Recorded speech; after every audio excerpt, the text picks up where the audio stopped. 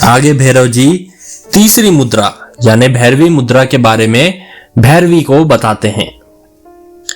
यह त्राटक मुद्रा के नाम से भी प्रसिद्ध है, शायद आपने भी पहले इसके बारे में सुना होगा, जिसमें व्यक्ति बिना पलक झपकाए जैविक आंखों से बाहर की ओर देखता है और उसकी चेतना भीतर की ओर अपने मन में मुड़ जाती है। सामने स्थित वस्तुओं का प्रतिबिंब लगातार उसकी आंखों में बनता रहता है, लेकिन आंतरिक मन जैविक आंखों द्वारा बनाए गए इस दृश्य निर्माण की घटनाओं से जुड़ा नहीं होता। अर्थात बाहरी मन तो जुड़ा होता है, लेकिन आंतरिक मन में वह चित्र छाप नहीं पाते, पहुंच नहीं पाते। आप लगातार सोच रहे होंगे कि मैं बार बार ये जैविक आंखें क्यों कह रहा हूं। देखिए, हमारी दो आंखें होती है जो जैविक होती है। इसके अतिरिक्त हमारी एक तीसरी आंख भी होती है जो आंतरिक आंख होती है। इस मुद्रा के दौरान हालांकि जैविक आंखें सक्रिय होती है, लेकिन चित्रों को मन में पहुंचाने में असक्षम हो जाती है, क्योंकि हम पलक झपकना ही बंद कर देते हैं। जब हम पलक झपकना बंद कर देते हैं तो हमारे चित्र हमारी आंखों में तो बनते हैं, लेकिन अंदर नहीं जा पाते। यह स्थिति एक निश्चित समय के बाद में ही आती है। ऐसा नहीं है कि आज आपने शुरू किया और आज ही आपका मन लग गया। सबसे पहले तो आपको पलक झपकाने जैसी घटना, जिसका आपको स्मरण भी नहीं होता।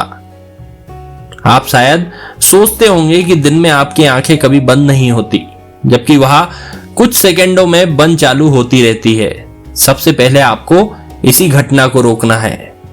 इसी का एक बड़ा परिणाम निकलता है। यह एक साधना होती है, तपस्या होती है। पलक को झपकाना भगवान द्वारा दिया गया कृत्य है। अगर आप साधना में इस कृत्य को रोक देते हैं तो आपको सिद्धियां मिल जाती है।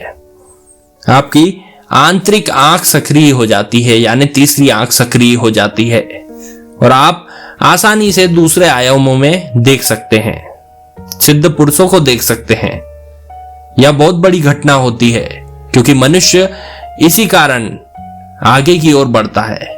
वह उन सिद्धों से गाइडेंस ले सकता है, दिशा निर्देश प्राप्त कर सकता है। वह ऐसी चीजें देख सकता है जिसे सामान्य मनुष्य नहीं देख सकता। इसलिए इस मुद्रा की महत्वपूर्ण भूमिका होती है। जो हमारी चेतना होती है, जो बाहरी दुनिया में फैली है, उसे रोकने के लिए यह मुद्रा बड़ी कारगर होती है और समय के साथ में ईश्वर प्राप्ति में भी बड़ी सहायक होती है। आप इसके अभ्यास के लिए धीरे धीरे शुरुआत कर सकते हैं।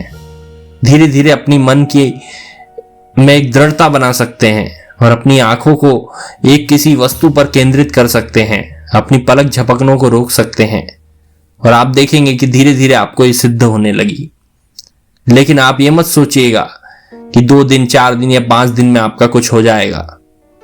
आपको कई दिनों तक संघर्ष करना पड़ेगा और लास्ट में जब ऐसा लगे कि ये सिद्ध हो गई है तो धीरे धीरे समय बढ़ाना पड़ेगा, जब तक आसपास की वस्तुएं प्रकाश के रूप में स्थापित नहीं हो जाती, जब तक आप अपने आंतरिक प्रकाश को नहीं देख पाएंगे।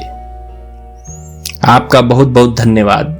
अगर आपको ये सीरीज अच्छी लग रही हो तो इसे सब्सक्राइब जरूर करें चैनल को, और उन लोगों के साथ में जरूर शेयर करें जो इनमें रुचि रखते हैं ऐसे विषयों में।